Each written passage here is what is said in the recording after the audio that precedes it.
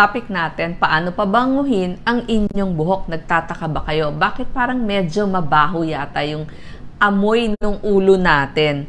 May mga dahilan yan. Ituturo ko sa inyo. Kailangan alamin muna natin bakit parang yung anit natin maamoy. Ano ba yung mga amoy? Minsan maasim, di ba? Pag naamoy natin yung mga bata. Pero kung girl ka, syempre, gusto mo mabango yung buhok mo. Diba, nasasabi natin, ang asim yata ng ulo mo. O minsan, amoy keso. O minsan, parang bagong hubad na medyas. May dahilan yon. Kailangan alamin muna natin ang nagkukos ng lumalabas na amoy dun sa ating ulo. Pwede? Baka naman mali o kulang ang paglinis mo sa iyong anit, sa iyong buhok, sa iyong pag-shampoo, o baka merong mga dahilan, fungal psoriasis. Isa-isahin natin yan. Number 1, may tinatawag na seborrheic dermatitis. Kapag meron tayong balakubak, kasi mas madami yung oil doon. Tapos, mas kinakapitan sila ng bacteria. So, pag pinaghalo mo oil galing sa anit, bacteria, plus pollution, yung dumi dyan sa labas, syempre, sumakay tayo ng bus, ng jeep, o kaya depende sa trabaho natin, magkakaroon ng amoy ang ating ulo. Ano ang gamutan dyan? Pwede yung mga anti-dandruff shampoo na nabibili sa ating supermarket o sa ating mga grocery. Kung wala kayong budget, pwede sachet. O pwede rin naman, kung meron, edi medyo yung malaki-laki na ng konti. Makikita nyo yung mga Selsun Blue, Head and Shoulder, lahat po yan pwede. Basta nakalagay, anti-dandruff shampoo para sa balakubak. Ito po kasi may taglay itong mga selenium sulfide o kaya ay ketoconazole. Tuturuan ko kayo paano gamitin yon mamaya.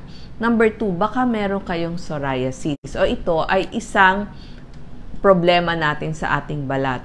So, sa mga taong may psoriasis, itanong sa inyong dermatologist ano ang inyong mga gamutan. Kadalasan, binibigyan ng steroids, ng clobetasol, salicylic acid. So, yun yung pagkakataon na kailangan mo nang pumunta sa iyong dermatologist o doktor sa balat. May mga tao, number 3, sobrang mapagpawis. O kaya, kung ang trabaho mo, doon ka sa karinderya, ikaw yung cook, o ikaw yung taga-serbisyo, mainit tayong lugar, natural lang na magpapawis din ang ating ulo. So, pag pinagsama-sama mo, oil galing sa anit, bacteria, fungal, pwede din. Tapos yung mga dumi sa paligid, magkukos yan ng pangangamoy ng ating ulo. Lalo na kung mapag-exercise ka o mapawising kang tao. So, ang gamutan doon, kailangan everyday magsha-shampoo. Ang problem lang, pag medyo nagsisenior ka na, mas ayaw mong maligo ng mag-shampoo ng madalas kasi very dry na yung buhok. So, pwede naman din yon at least every other day. So, nasa paliligo. So, pero kapag yung mga bata na laro ng laro, kung pwede, araw-arawin natin ang pag-shampoo at pagpaligo sa kanila. Number 4, improper hygiene.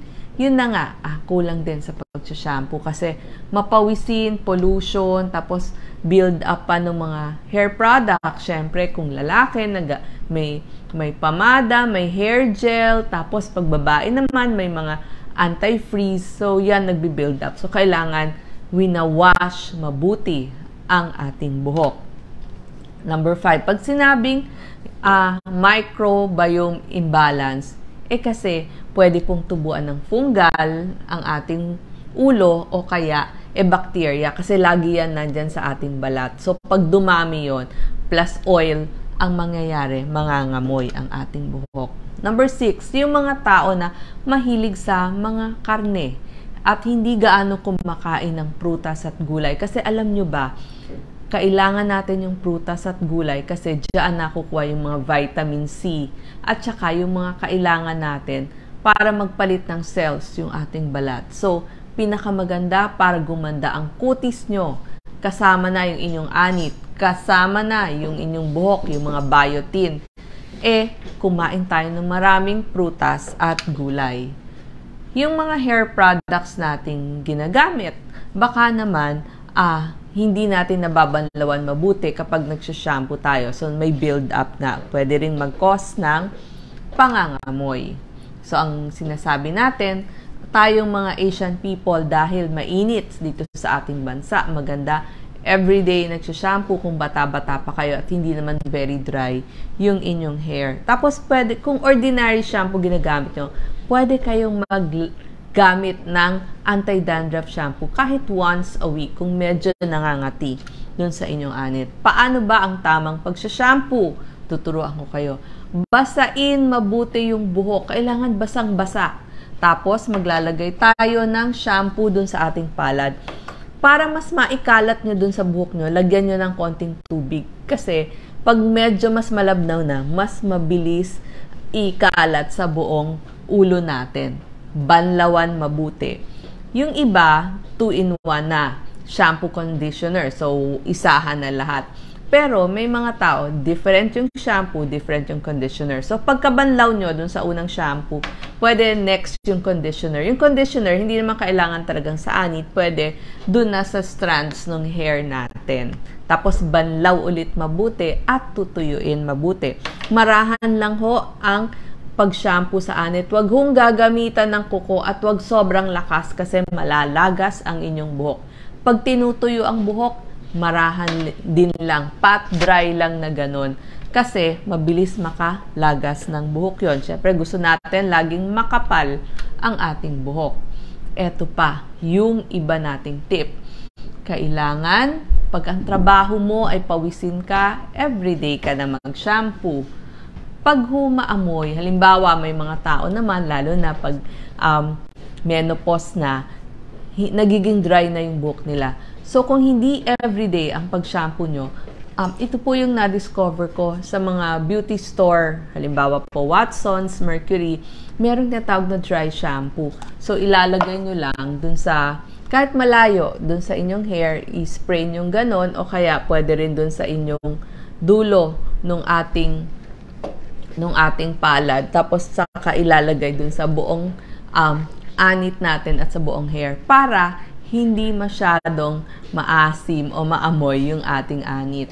Meron na rin po kung talagang hindi kayo naka-shampoo pero a-attend kayo or maraming yayakap sa inyo. Meron na rin pong mga tinatawag na hair freshener. So, i-spray nyo lang konti. Huwag naman sobrang dami para lang medyo mabango yung ating buhok. Kasi kung conscious nga kayo na medyo maasim yata yung ulo natin o kaya parang keso. So, pwede tayong gumamit yan.